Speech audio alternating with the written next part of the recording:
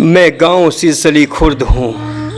ज़िला सहारनपुर के तहसील व ब्लॉक रामपुर मनिहारान का एक शिक्षित गांव। मेरी गोदी में पले छोटे बड़े किसान मजदूर सब घरानों के बच्चों को मैंने एक समान दुलार दिया। मज़हब एक, कुरान एक, रसूल एक और खुदा एक, लेकिन यहाँ पर कब्रिस्तान अलग अलग। गाड़ा बिरादरी के कब्रिस्तान अलग अलग और कुछ के अपने अपने खेतों में, बाकी सारी मजदूर बिरादरियों के कब्रिस्तान अलग। आज से 40-50 साल पहले मेरा एक बच्चा यहाँ का कानून गो हुआ करता था। आज भी आस पड़ोस के रसूख वाले लोगों में मेरी पहचान उसी बच्चे की वजह से है। लेकिन अफसोस कि वो मेरा बच्चा यहाँ के कब्रिस्तान एक न करा सका, जबकि चकबंदी उसके हाथ में थी और सब लोग उसके चाबुक से चलते थे। इन 40-50 वर्षों में कोई रहनुमा ऐसा ना बना जो मुर्दों को दफन के लिए एक जगह दे पाया हो। जीते जी तो लोग बिरादरियों में बटे रहे और मरते ही कब्रिस्तानों में तकसीम हो गए। हालांकि यहाँ पर जितने बच्चे मेरे आंचल में, मेरे आंगन में खेले हैं, आज वे हिंदुस्तान में अलग अलग ओहदों पर फाइज हैं। कुछ इंजीनियर हैं तो कुछ डॉक्टर हैं, कुछ वकील हैं तो कुछ प्रोफेसर, सीएमओ, इवन अलीगढ़ मुस्लिम यूनिवर्सिटी के दीनयात डिपार्टमेंट तक के चीफ मेरी गोदी में पले, मेरे आंगन में खेले मेरे बच्चे हैं।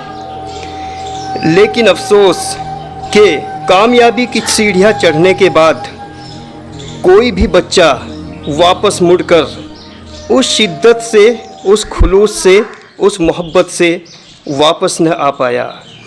इसके बावजूद अफसोस और भी है मुझे कि जो बच्चा आगे बढ़ता चला गया उसी ने कभी पीछे मुड़कर नहीं देखा। मेरे कुछ बेबस मजबूर मजदूर बच्चों को कामयाब बच्चे अपनी पूरी रफ्तार से नज़रअंदाज करते हुए निकल गए।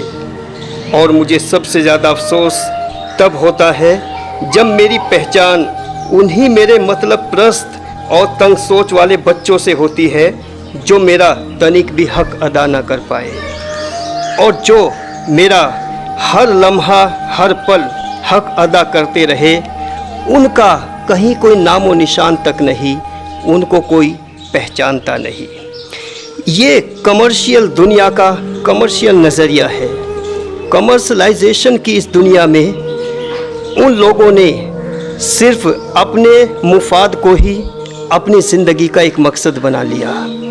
इस मकसद को वो क्या नाम देते हैं ये तो मैं नहीं बताना चाहता, लेकिन आज मैं ज़िंदगी के जिस दौर पे खड़ा अपने बच्चों को देखता हूँ तो मुझे बहुत अफसोस होता है।